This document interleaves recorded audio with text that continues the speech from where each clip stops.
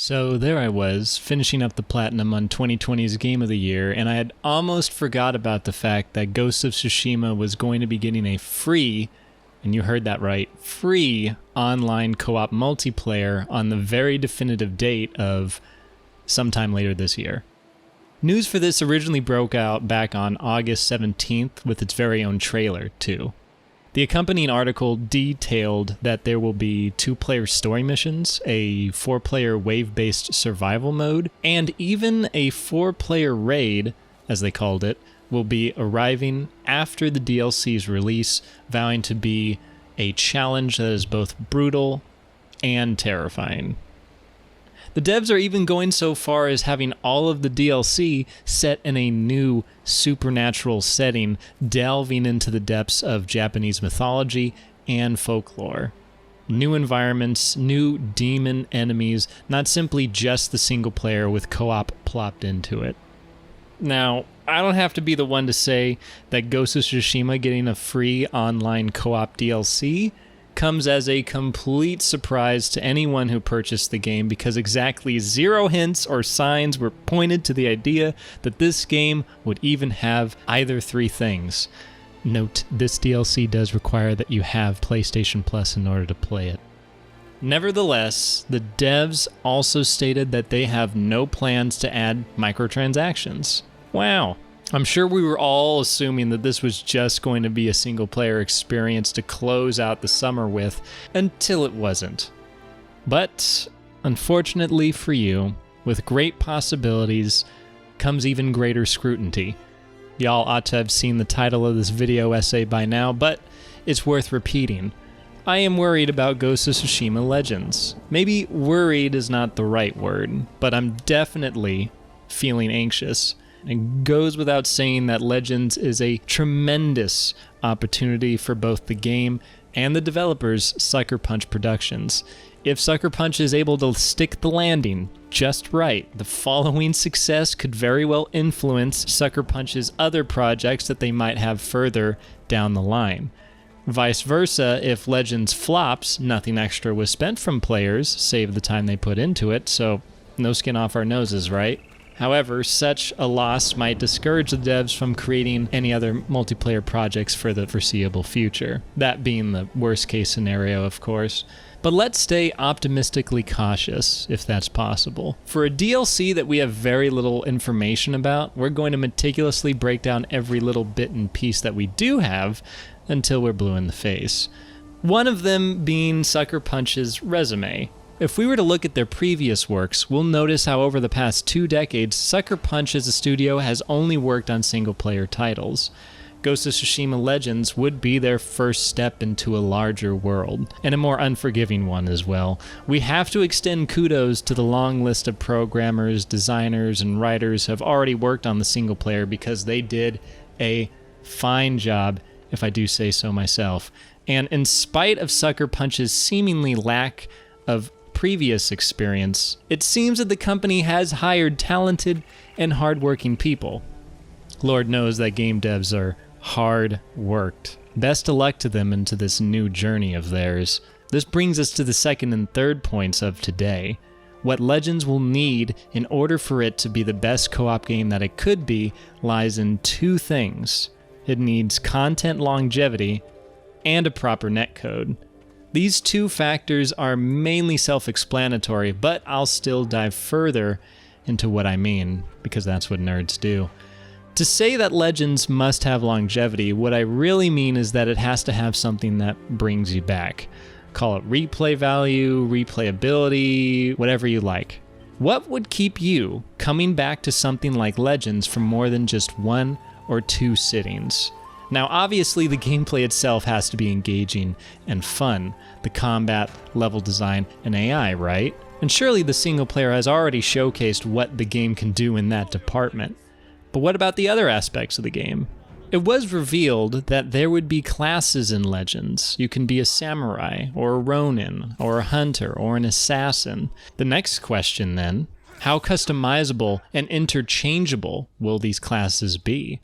Will there be room for build expression, like changing out different charms and armor sets like you would in the base game? Would there be many fashion choices as well? Beyond that aspect, how difficult will these co-op modes really be? They've already promised rising difficulty with the aforementioned raid, but I'm curious how the story missions and survival mode will fare. How linear in design will the levels be? Could you approach a certain situation in a manner of ways like you could as Jin, go completely stealthy, or completely confrontational, or a mixture of the two, but now with co-op?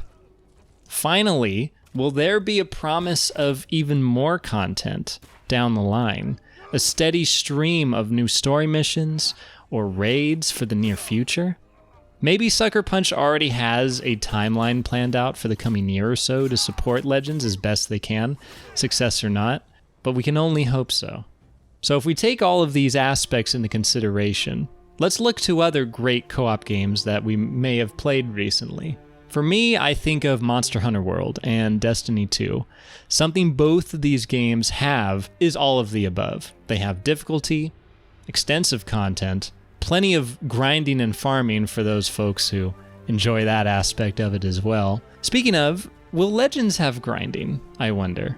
Grinding for new charms or new armor. They did say that because there are no microtransactions, everything that you can earn has to be earned through gameplay.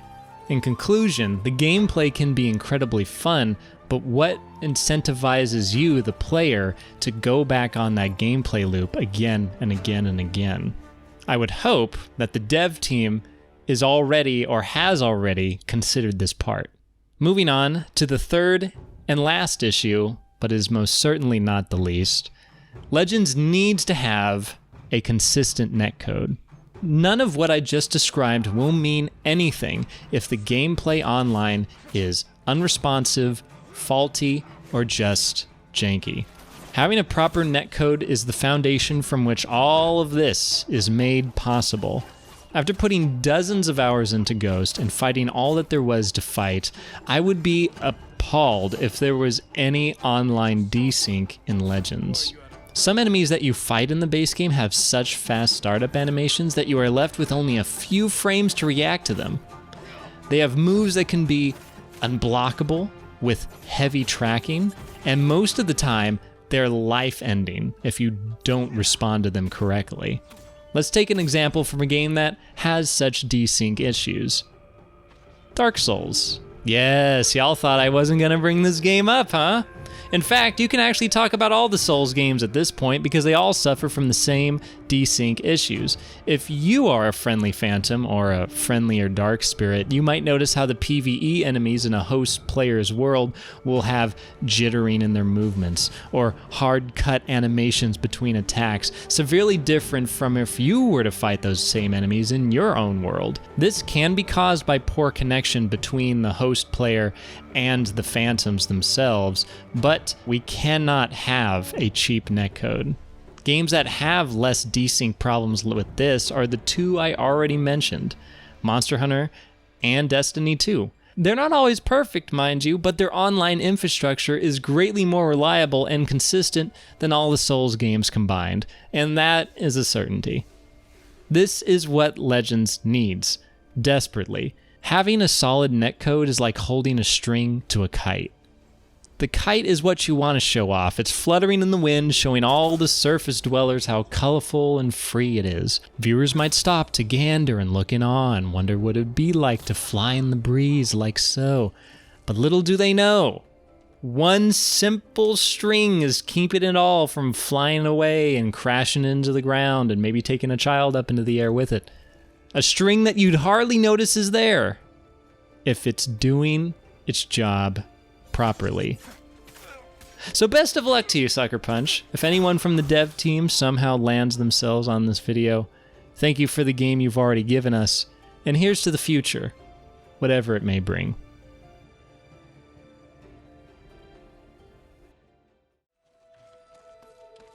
And that's about it for me. Bit of a quicker video today. I got other stuff cooking in the oven right now, but for now, I hope you all have a great day and an even better evening. Take care of yourselves and each other. Be sure to wear your mask and don't forget to bite the bed bugs tonight. I'll see y'all next time.